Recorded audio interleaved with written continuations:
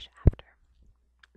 So, this first poem that I'm doing is by Ono no Komachi, and it goes like this.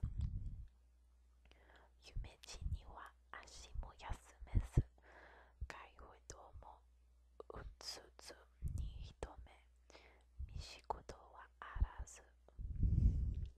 And the translation is, though I go to you ceaselessly along dream paths, the sum of those trysts is less than a single glimpse granted in the waking world.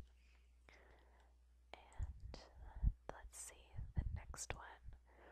I'll read 2 poems by the monk Sogi. The first one goes like this. Hito wo yume to ya omoi shiru ramu sumizu deshi sono wa kochou no yadori ni te. And the translation is this: that man's life is but a dream, is what we now come to know. Its house abandoned, the garden has become home to butterflies. The second is a very, very short poem, again by Sogi. Suzushisawa mizuyuri fukashi aki no sora. And the translation is, ah, for coolness, it rivals the water's depth, this autumn sky. And now I'll read 2 haikus by Matsuo Basho. The first one is this. Toshikurenu kazaki de warashi hakinagara. And the translation is, another year is gone, and I still wear straw hat and straw sandals.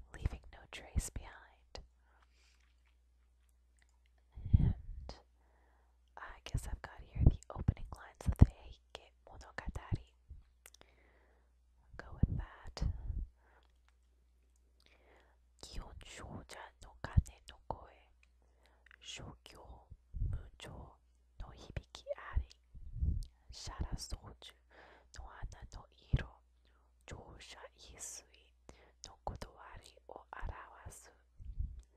怒れる人も久しかり、久しからず、ただあるのよの夢のことし、焚き物もついに滅びぬ。ひとえに風の前の塵に同じ。Translated, the knell of the bells at the Gion temple, or Gion, echoes the impermanence of all things. The color of the flowers on its double-trunk tree reveals the truth that to flourish is to fall. He who is proud is not so for long, like a passing dream on a night in spring. He who is brave is finally destroyed, to be no more than dust before the wind. Now maybe that's where Kansas got their inspiration for dust in the wind. Okay, Chisei death poems. Tabi ni yande, yuma wa kare no o kakemekuru.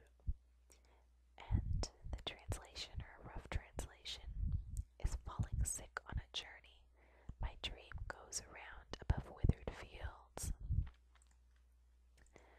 And now the final poem that I have is actually, it's a Chinese poem, but I believe it says here they've translated it into Japanese, so it's a Chinese poem translated into Japanese and English.